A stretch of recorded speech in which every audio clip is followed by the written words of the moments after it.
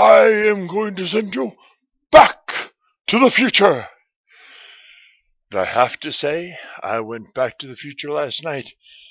Yes, on the 14th, I got to go to the Colorado Symphony Back to the Future extravaganza. It was an amazing little event.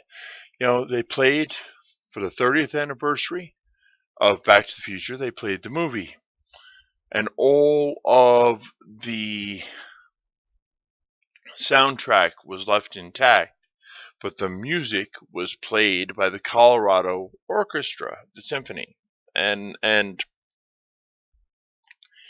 it was beautifully intense and a lovely event. It was a great evening. I got to spend it with my girl and her grandson, her son and his girlfriend, and we enjoyed it. We sat down, we listened, we watched, and we were talking spot on with the music. If you had an exact copy of the movie playing in sync with the movie as it was playing on the screen, and you listened to the soundtrack, and with the other ear you were listening to the orchestra, you would have not missed a beat. Not a single beat. Nothing was missing.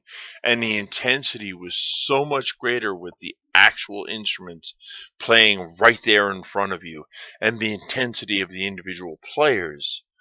I didn't even realize how I could pick out certain instruments in the process. And I'm not talking about the horns. The horns are easy to pick out. All the brasses, that stands out because it's loud and vibrant. I'm talking about the subtle instruments, like the harp, and there was just so much. I didn't realize how much the strings played into the soundtrack, the songs, the musical soundtrack that had nothing to do with the songs, like by Huey Lewis and such.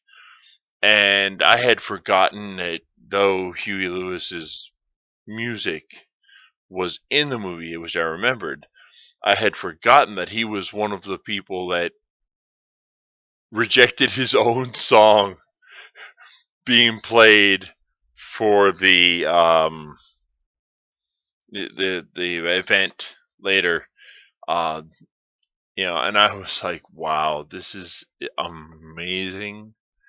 It was so much reminiscence. I haven't watched that movie in over a decade, and I have to say, I'm kind of glad for it, because it was just so intense to be able to catch the giggles and the laughs, because I knew what was coming, but yet could still be popped by it, and to listen to everybody burst out at the same lines, the same events, and it was, and even because I knew the plot now from when I saw it 30 years ago in theaters, I was able to pick out these subtle hints that were so far early in the movie that I didn't even realize, like how early they started the foreshadowing and the shifting and twisting of this plot. And it was just a beautifully organized film done at what possibly wasn't the peak of Michael J. Fox's career, but it was definitely on the upslope. And he was still young there. He didn't have to deal with the difficulties he has now, like Parkinson's and such. And to see him saunter on and do other things recently just warmed my heart. But I was so, just to see him, because his character is 17, okay, 17 years old. At the time when the movie came out, I was 16. So it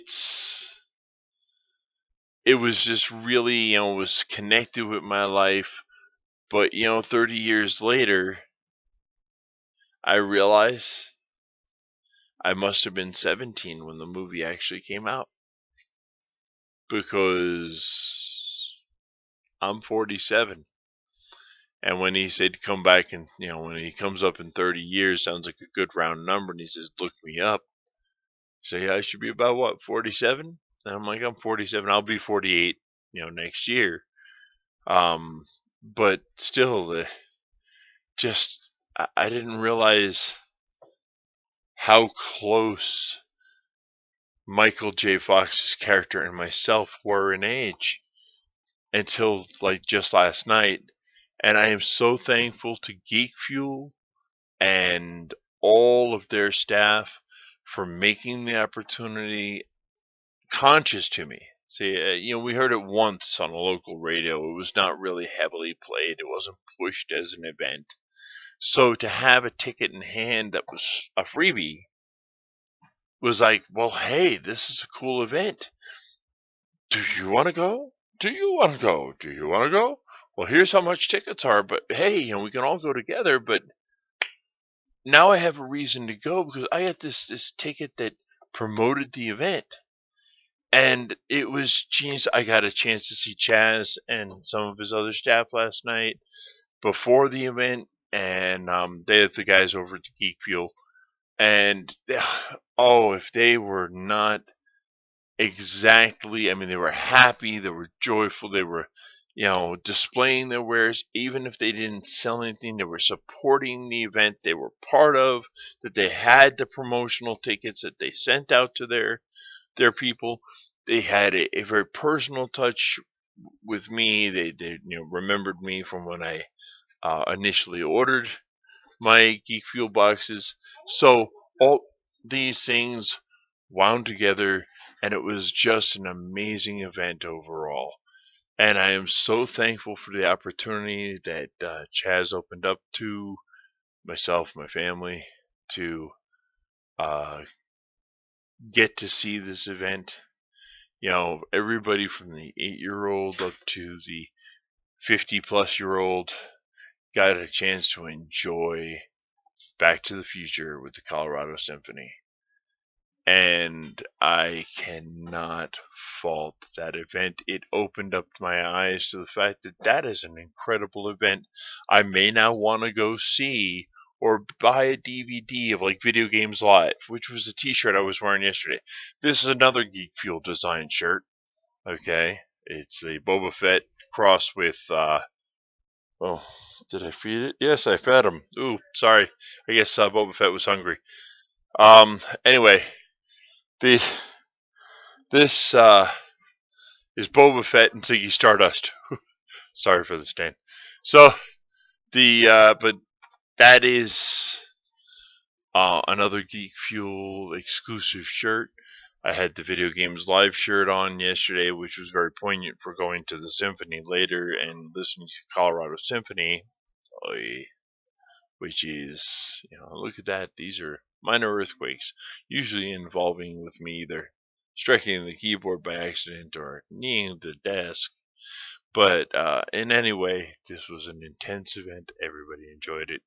I thank you for the opportunity to have gone. And it opened my eyes to a whole different form of entertainment that I'm really going to want to partake of. Because I've enjoyed the symphony before, but mixing it with my favorite movies and an orchestra doing the actual soundtrack, I cannot be more pleased. And with that, I say to my Illuminators and Mysterians, peace out.